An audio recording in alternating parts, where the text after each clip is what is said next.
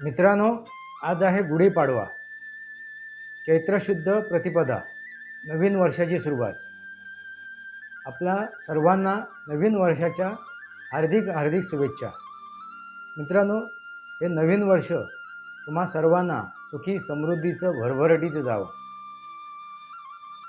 मित्रांनो, आपण जे सण साजरे करतो ना, त्याच्यामागे विज्ञान आहे, शास्त्र आहे.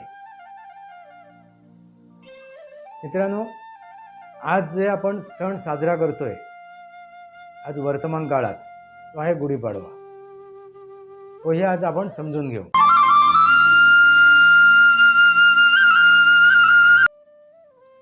नमस्कार मित्रांनो, सनातनी वास्तव या माझ्या यूट्यूब चॅनलवरती आपलं सहर्ष स्वागत आहे. मी आपला मित्र राजेश वासंती सावाजी किळुसकर. मित्रांनो, आज आपण चैत्र महिन्याला सुरुवात करतोय. आज आपण एक सण साजरा करतोय, तो म्हणजे गुढीपाडवा. गुढी उभारून चैत्र शुद्ध प्रतिपदा, नवीन वर्षाची सुरुवात. मित्रांनो, आपल्या सर्वांना, आपल्या परिवारांना, आपल्या मित्रमंडळींना, आपल्या पुऱ्या कुटुंबाला माझ्याकडून हार्दिक शुभेच्छा. आपल्याला हे नवं वर्ष सुखी समृद्धीचं भरभराटीचं जावं. आपल्या ज्या काय मनोकामना आहेत त्याही पूर्ण होत. मित्रांनो, हे सनातनी नवीन वर्ष आहे. सनातनी संस्कृतीमध्ये, सनातनी धर्मामध्ये या चैत्र महिन्यापासून आपण नवीन वर्षाला प्रारंभ करतो. वसंत ऋतू सुरू झालेला आहे मित्रांनो. आणि ह्या काळामध्ये जो आता उष्णता प्रमाण वाढलेलं आहे, उष्णता वाढली आहे, त्याच्यावरती आपल्याला काय करायचे, मात करायची.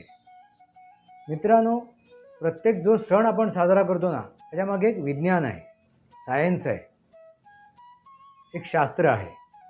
तसंच गुढीपाडवासुद्धा आपण साजरा करतोय, त्याच्यामागे विज्ञानसुद्धा आहे, भौगोलिक कारणंसुद्धा आहेत. या सृष्टीची सुद्धा कारणं आहेत. खगोलशास्त्राच्या मागचं पण उद्देश आहे. म्हणजे जर आपण ह्या प्रत्येक सणाला जर आपण बघायला गेलो, त्याचा विचार करायला गेलो, त्याच्यामागे काहीतरी कारणं आहेत. ती म्हणजे शास्त्रीय कारणं, भौगोलिक कारणं, खगोलीय कारणं नाही, आणि सृष्टीची कारणं. सृष्टीला समोर ठेवून, निसर्गाला समोर ठेवून हे आपण सण साजरे करतो. मित्रांनो, गुढीपाडवा, आपण गुढी उभारतोय.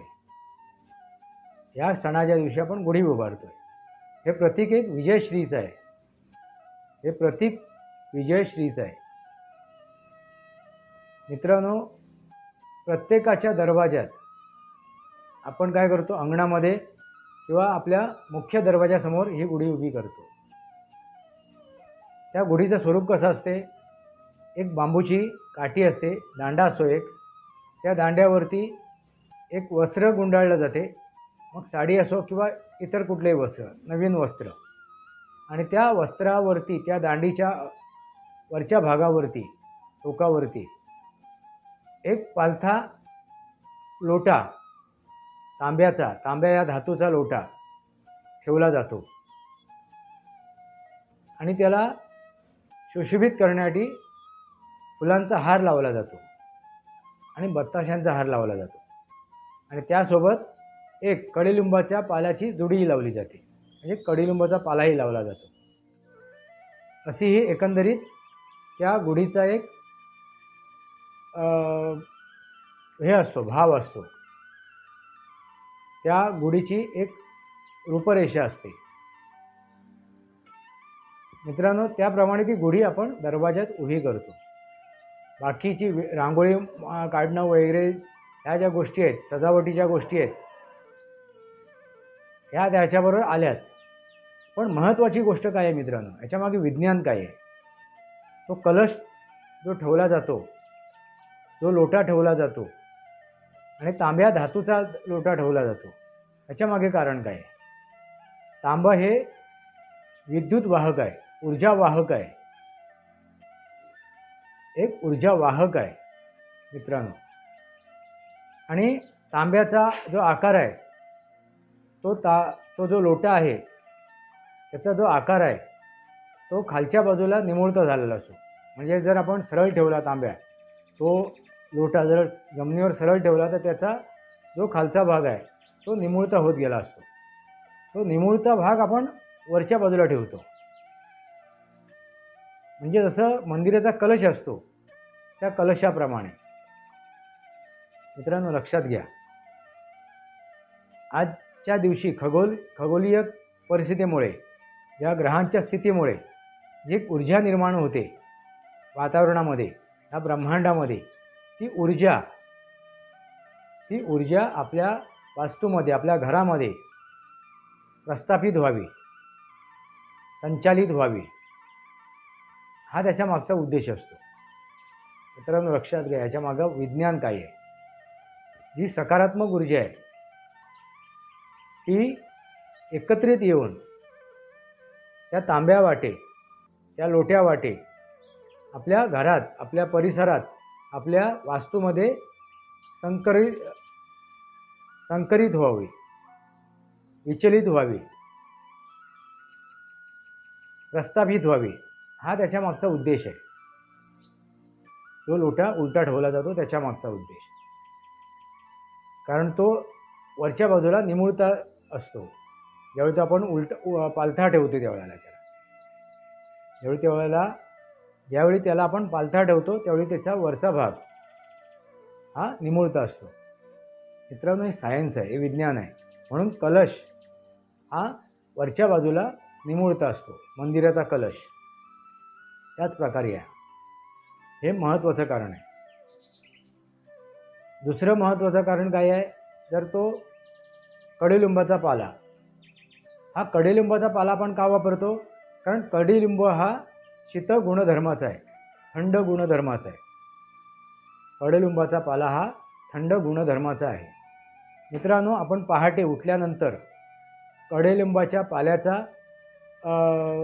काय करतो, अर्क पितो, रस पितो, किंवा त्याची चटणी वाटून खातो, किंवा ती पानं खातो आपण. फक्त एकच दिवस खाऊ नये मित्रांनो.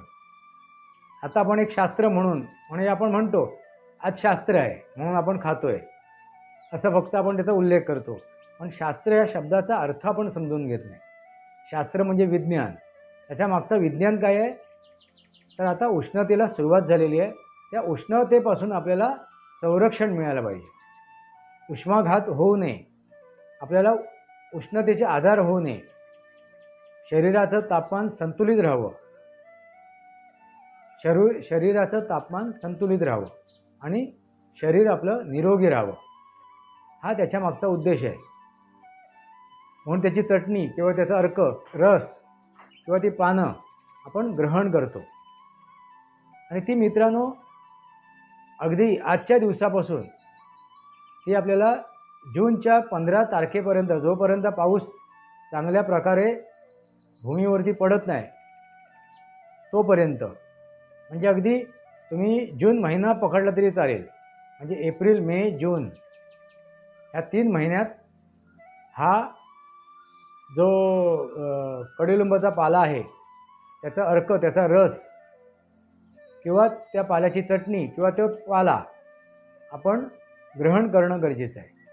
कारण त्याच्या मागचा उद्देश आहे उष्माघातापासून किंवा उष्णतेने होणाऱ्या रोगापासून आपलं संरक्षण व्हावं.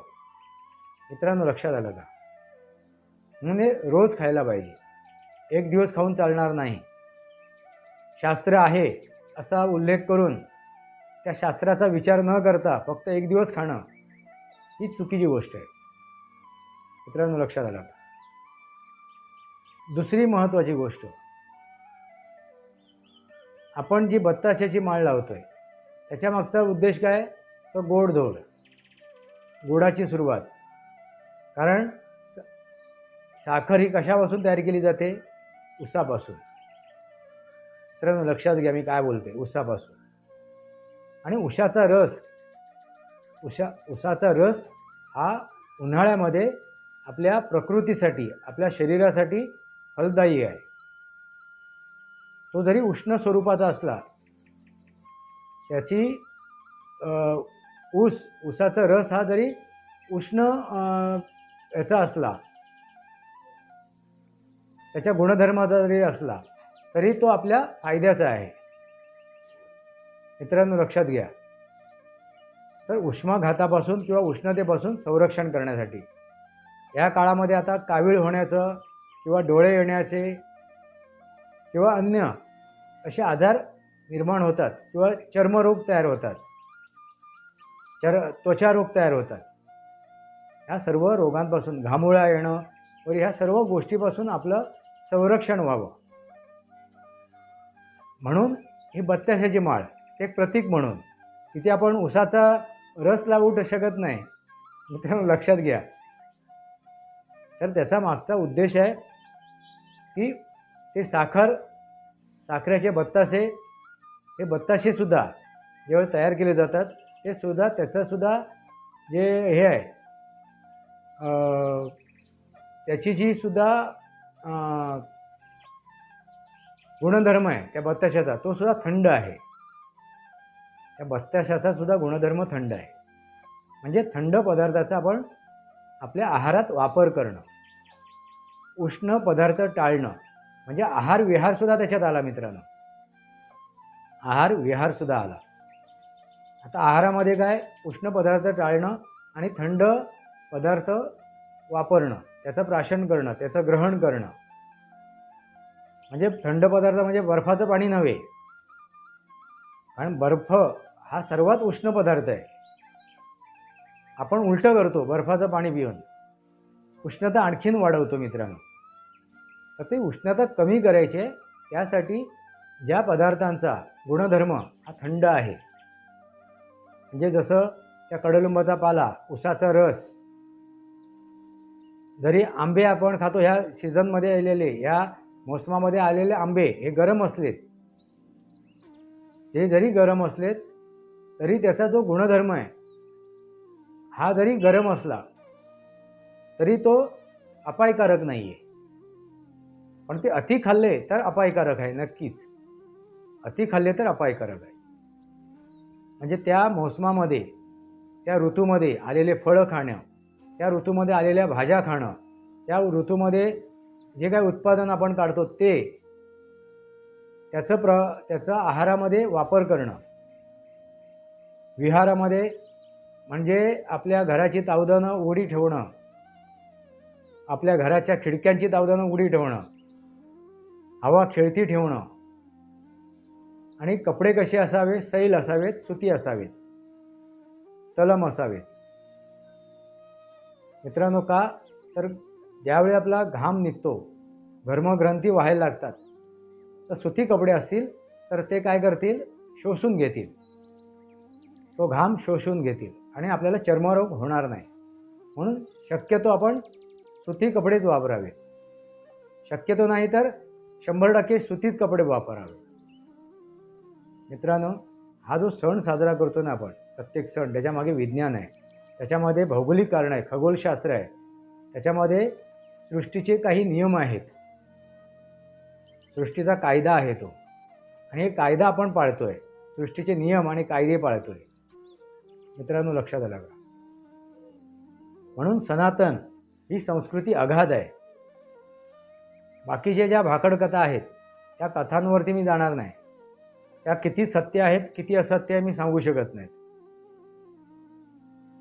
म्हणून हा शब्द त्याच्यासाठी वापरला नाही. त्या कथा आहेत, त्या कथेवर किती त्याच्यात सत्यता आहे, किती वास्तव आहे,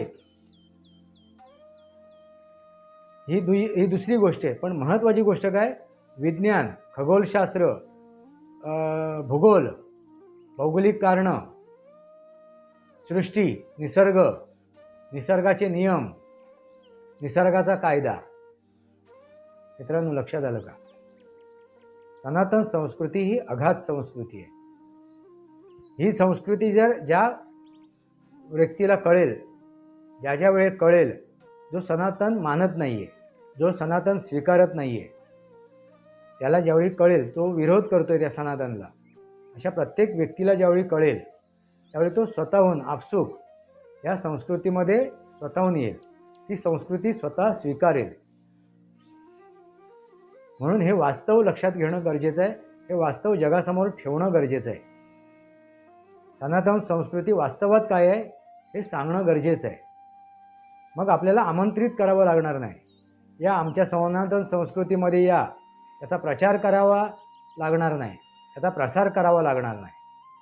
फक्त ही संस्कृतीचं वास्तव आपल्याला जगासमोर ठेवावं लागेल, प्रत्येक व्यक्तीसमोर ठेवावं लागेल. या भूतलावरती जो प्रत्येक प्राणी आहे तो सनातनीच आहे, जो विज्ञानावरती चालतो, जो भौगोलिक परिस्थितीनुसार चालतो, जो खगोलीय परिस्थितीनुसार चालतो, जो सृष्टीच्या कायद्या आणि नियमानुसार चालतो. मनुष्य प्राण्याच्या व्यतिरिक्त सुद्धा इतर प्राणी ह्या सर्व गोष्टीचा विचार करतात आणि त्यानुसारच चालतात. म्हणून प्रत्येक प्राणी, प्रत्येक जीव हा सनातनी आहे. मित्रांनो, लक्षात आलं का? सनातन म्हणजे काय आणि आपण सण का साजरे करतो? मित्रांनो, पुन्हा एकदा या गुढीपाडव्याच्या आपल्याला हार्दिक शुभेच्छा. या नूतन वर्षाच्या आपल्याला हार्दिक शुभेच्छा. चैत्र शुद्ध प्रतिपदा ह्या नवीन वर्षाला ची सुरुवात आपण कशाने करायची? तर सनातन समजून घेण्यापासून, सनातन समजून सांगण्यापर्यंत, सनातन समजून घेण्यापासून तर सनातन इतरांना सांगण्यापर्यंत. चला तर आपण सर्वांनी एकत्र येऊन सनातनचं वास्तव जगासमोर ठेवूया.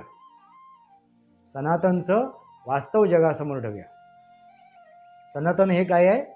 विज्ञान आहे, खगोलशास्त्र आहे, भूगोल आहे, भौगोलिक परिस्थिती आहे, हे निसर्ग, सृष्टी याचे कायदे आणि नियम आहेत. मित्रांनो, लक्षात आलं का? त्यानुसारच आपण जगूया आणि आपल्या आहार विहारामध्ये सुद्धा काळ वेळ परिस्थितीनुसार काय करूया? परिवर्तन आणूया. सनातनी वास्तव या माझ्या यूट्यूब चॅनलला आपला सबस्क्राईब करा, बेल आयकॉन दाबा. माझे विचार पडत असतील लाईक करा, आपले विचार कमेंट बॉक्समध्ये या. तुर्तास इतकंच. भारत माता की जय. वंदे मातरम. जय भारत, जय महाराष्ट्र, जय सनातन.